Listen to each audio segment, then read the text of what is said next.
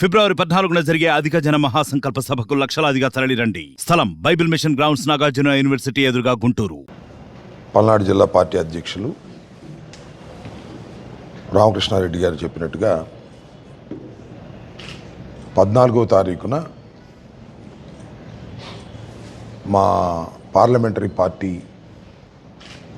ఇన్ఛార్జిగా నియమించబడినటువంటి డాక్టర్ అనిల్ గారు ఆ రోజు మన నర్సరావుపేట వస్తున్న సందర్భాన్ని పురస్కరించుకొని పల్నాడు బస్టాండ్ సెంటర్లో బహిరంగ సభను నిర్వహించాలని మేమందరం నిర్ణయించుకున్నాం. ఆ బహిరంగ సభకు పార్లమెంట్లో ఉన్నటువంటి 7 అసెంబ్లీ నియోజకవర్గాల నుంచి కూడా కార్యకర్తలు రావాల్సిందిగా మీ ద్వారా వారందరికీ కూడా విజ్ఞప్తి చేస్తూ ఉన్నాం. జగన్మోహన్ రెడ్డి గారు ఒక చరితాత్మకమైనటువంటి నిర్ణయాన్ని తీసుకున్నారు. నర్సరావుపేట పార్లమెంటరీ నియోజకవర్గం అనేది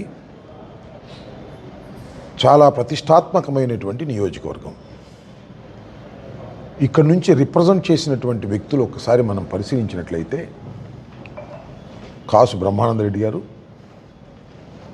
నెదురుమల్లి జనార్దన్ రెడ్డి గారు, కొణిజేటి రోసయ్య గారు, వీరందరూ కేంద్ర రాజకీయాల్లోనూ రాష్ట్ర రాజకీయాల్లోనూ చాలా కీలక పాత్ర పోషించినటువంటి వ్యక్తులు.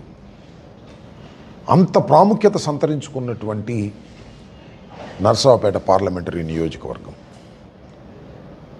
లాస్ట్ టైం ఇక్కడ జరిగిన ఎన్నికల్లో 7 అసెంబ్లీ సెగ్మెంట్స్ ఉంటే 7 కూడా వైఎస్ఆర్ కాంగ్రెస్ పార్టీ గెలిచింది. గెలవటం కూడా చాలా వేల మెజారిటీలతో. ఒక్కొక్క నియోజకవర్గం 10,000, 20,000, 30,000, 40,000 ఈ స్థాయిలో గెలిచినటువంటి నియోజకవర్గం ఇది. ఈ నియోజకవర్గాన్ని జగన్మోహన్ రెడ్డి గారు ఒక బీసీకి ఇవ్వాలి అనేటువంటి నిర్ణయం తీసుకున్నారు. ఈ నిర్ణయం చాలా గొప్ప నిర్ణయంగా మేము భావిస్తున్నాం. డాక్టర్ అనిల్ పార్టీ స్థాపించిన దగ్గర నుంచి పార్టీ కోసం కష్టపడినటువంటి ఒక సైనికుడు. 2 సార్లు నెల్లూరు అసెంబ్లీ నియోజకవర్గం నుంచి పోటీ చేసినటువంటి వ్యక్తి, గెలిచినటువంటి వ్యక్తి, 2 సార్లు రిప్రజెంట్ చేశారు. యువకుడు. అలాంటి వ్యక్తిని సెలెక్ట్ చేయటం అనేది మా అందరికీ చాలా ఆనందాన్ని ఇచ్చినటువంటి అంశం. ఒక మాట చెప్పాలి అంటే బీసీలకు అత్యంత ప్రాముఖ్యతనివ్వాలనేది ఈ రాష్ట్ర ముఖ్యమంత్రి జగన్మోహన్ రెడ్డి గారి ఉద్దేశమని చెప్పడానికి ప్రతిష్టాత్మకరమైనటువంటి ఈ నియోజకవర్గాన్ని ఒక బీసీకి ఇవ్వటం అనేది హర్షించదగినటువంటి అంశం. ఈ సందర్భంగా నేను రాష్ట్ర ప్రజానీకానికి, ముఖ్యంగా ఈ పార్లమెంటు నియోజకవర్గ ప్రజలకి నేను మనవి చేసేది ఏమిటంటే, ఒక బీసీకి ఇచ్చినప్పుడు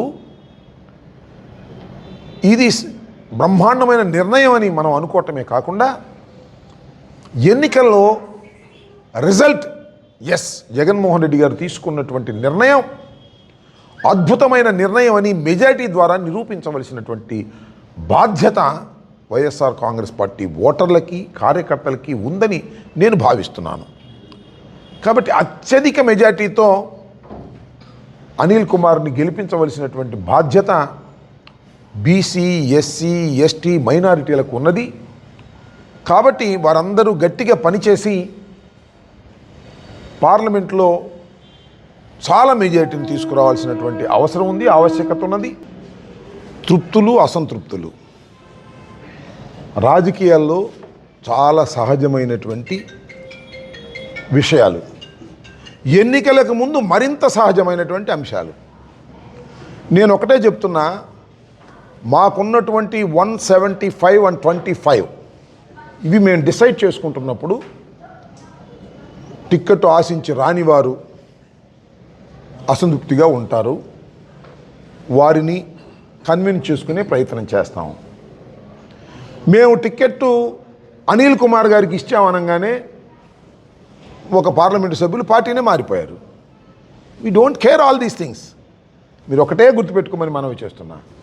ఈ పార్టీలో ఉండే అసంతృప్తులు ఆ పార్టీలు లేవా? చూద్దాం, వాళ్ళు టికెట్లు డిసైడ్ చేయనివ్వండి, ఏం జరిగిద్దో చూద్దాం. జనసేనకి ఎన్ని ఇస్తారో చెప్పనివ్వండి, చూస్తాం. ఈ పార్టీ నుంచి వెళ్ళిన వాళ్ళకి ఆ పార్టీలో ఎన్ని సీట్లు ఇస్తారో చూడండి, అప్పుడు చూద్దాం. ముందుంది ముసళ్ళ పండగ, తొందర ఏం పడాల్సిన అవసరం లేదు. We are very clarity. ఒకటే చెబుతున్నా, టోటల్ స్క్రీన్ మీద ఇద్దరే ఉన్నారు. ఒకరు జగన్మోహన్ రెడ్డి గారు, మరొకరు చంద్రబాబు నాయుడు గారు. ఈ రాష్ట్రానికి చంద్రబాబు నాయుడు గారు ముఖ్యమంత్రి, జగన్మోహన్ రెడ్డి గారు ముఖ్యమంత్రి, అంతే ప్రశ్న. ఎన్నికల్లో Pawan Kalyan screen out, Sharmila screen out, Lokesh screen out, BJP screen out. రెండు విషయాలు. జగన్మోహన్ రెడ్డి గారు ముఖ్యమంత్రి, చంద్రబాబు ముఖ్యమంత్రి. దీని మీదే ఓటర్ డిసైడ్ అవుతాడు. ఇది మా విశ్వాసం, మా నమ్మకం. ఎవరు ఎన్ని మారినా, ఎన్ని అసంతృప్తులు వచ్చినా జగన్మోహన్ రెడ్డి గారు 100కి 150 పాళ్ళు ఈ రాష్ట్రంలో ముఖ్యమంత్రి కాబోతున్నాడు. ఇవాళ రాసుకోండి. ఎన్నికలైన తర్వాత మీరే నన్ను అడగండి రిజల్ట్స్ వచ్చిన తర్వాత. కారణం ఏంటంటే ఏంటి ఈ కాన్ఫిడెన్స్ ఏమిటి అని మీరు అనొచ్చు. మా పరిపాలనే మా కాన్ఫిడెన్స్, మా పరిపాలన తీరే మా కాన్ఫిడెన్స్. మేము 2,60,000 కోట్ల రూపాయలు రాష్ట్ర ప్రజలకు ఇచ్చాం.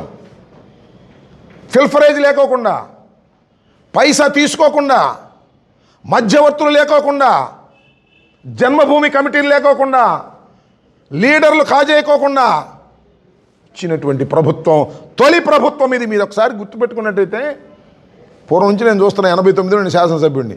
ప్రభుత్వం ఇచ్చే డబ్బు రూపాయి ప్రభుత్వం రిలీజ్ చేస్తే మధ్యలో ఎలుకలు తోనేసినట్టు తోనేసేవాళ్ళు కొంతమంది రాజకీయ నాయకుల నుండి ఆఫీసర్. చివరికి చేరేది 30 పైసలు 40 పైసలు అయ్యేది ప్రజలకి. నౌ 2,60,000 కోట్లలో ప్రతి పైసా కూడా లబ్ధిదారుడికి చేరినటువంటి ప్రభుత్వం ఇది. అందువల్ల తృప్తులు అసంతృప్తులు ఇవి చాలా సహజమైనవి. ఉన్న తృప్తుల్ని అసంతృప్తుల్ని సరి చేసుకుంటాం. ఇంకా తృప్తి చెందని వాడు ఉంటే వెళ్ళిపోతారు. మా ఎంపీ గారు లాగా వెళ్ళినా మేమేం కంగారు పడం, ధైర్యంగా ఫేస్ చేస్తాం. జనం మధ్యలో జగన్ ఉన్నాడు, మేమున్నాం, విజయం మాదే. రాసుకోండి. వాళ్ళు ఇంకా అసలు పొత్తులే ఖరారు కాలేదే. అసలు 7 సీట్లలో ఎవరెవరిని పెడతారో తెలుసా వాళ్ళకి? 7 సీట్లో జనసేనకి ఏమన్నా ఇస్తారో లేదో తెలుసా మీకు? మన ఉమ్మడి గుంటూరు జిల్లాలో ఉన్నటువంటి సీట్లో ఏది జనసేనకి ఇస్తారు, ఏది జనసేనకి ఎవరు తెలుసా? They are in most confusion. మా కన్ఫ్యూజన్ లేదు, విజయం మాదే. తృప్తులు అసంతృప్తుల గురించి మేము వర్రీ కావడం లేదు, కాబోము కూడా. 4 పోయారు మాకు ఓటు వేయకోకుండా, డబ్బులు గమ్ముడిపోయి. We don't care. మా ఎంపీ గారు వెళ్ళిపోయాడు, డోంట్ కేర్. మా ఎంపీ గారికి మాకు మంచి సంబంధాలే ఉన్నాయి. బీసీని పెడతామంటే నేను ఒప్పుకోలే, వెళ్ళిపోయాడు. పోటీ చేయమని చూస్తాం. ఇవన్నీ కాలం నిర్ణయిస్తుంది. ప్రజలు మా పక్షాన ఉన్నారు, ప్రజలు జగన్ పక్షాన ఉన్నారు, జగన్మోహన్ రెడ్డి గారి పక్షాన ఉన్నారు ప్రజలు. నాయకులు అటు ఇటు పోయి. మరిన్ని వీడియోస్ కోసం ఛానల్ ని సబ్స్క్రైబ్ చేయండి. లేటెస్ట్ అప్డేట్స్ కోసం వాట్సాప్ ఛానల్ ని ఫాలో చేయండి. అండ్ లింక్ డిస్క్రిప్షన్ లో ఉంది.